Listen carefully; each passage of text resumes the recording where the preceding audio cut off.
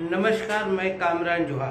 वक्फ bill का protest काफ़ी जोर से चल रहा है इस गर्मी के दिनों में, और गर्मी का मौसम इतना है कि आप देख सकते हैं कि एक आम आदमी को राहत पहुंचाने के लिए कुछ ठंडा पीने की आवश्यकता होती है। लेकिन इस प्रोटेस्ट के बीच में एक बहुत बड़ा और भी गेम चल रहा है, एक बहुत बड़ी राजनीति चल रही है और एक बहुत बड़ा खेल चल रहा है, जिसके तरफ आपके नेता आपको का ध्यान को आकर्षित नहीं करेंगे। और जब तक आकर्षित करेंगे और जिसके खिलाफ फिर से आप रास्ते में उतरेंगे, तब तक बहुत देर हो चुका होगा। जी हाँ, हम सभी का खास शरबत रूह अफ़ज़ा, अब उसके खिलाफ भी एक तरह से अफवाह और गंदी बातें शुरू हो गई है। खास करके ये पतंजलि ग्रुप के जो बाबा है, वो जिस तरह से बात कर रहे हैं और अपने प्रोडक्ट को लॉन्च कर रहे हैं, उनका प्रोडक्ट का लॉन्च करने का तरीका और उनकी बात को मैं अभी दिखाऊंगा कि देखिए कि हिंदुस्तान में रूह अफ़ज़ा जो है, खैर शरबत में सबसे ज़्यादा पीने वाला शरबत है, चाहे वो किसी भी मजहब के लोग हो, इसको बहुत शौक़ से पीते हैं, खास के गर्मी से राहत पाने के लिए।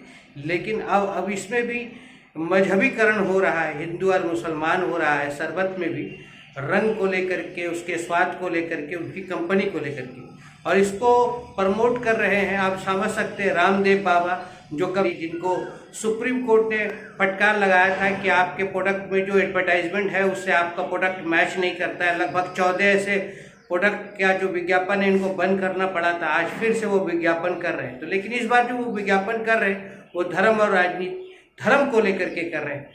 खास करके ये प्रोडक्ट, अपना प्रोडक्ट वो आप बेचे बाजार में, कोई प्रॉब्लम नहीं की, लेकिन वो बात जिस तरह से कर रहे हैं इसको समझना जरूरी है। और ख़ास करके हमारे उन भाइयों को जो हर वक्त नेताओं के बहकावे में आकर के रास्ते में प्रोटेस्ट करने उतर जाते हैं, आप अगर इस बात को नहीं समझेंगे तो फिर बहुत देर हो जाएगा, फिर आप रास्ते में झंडा और डंडा लेके दौड़ते रहिए।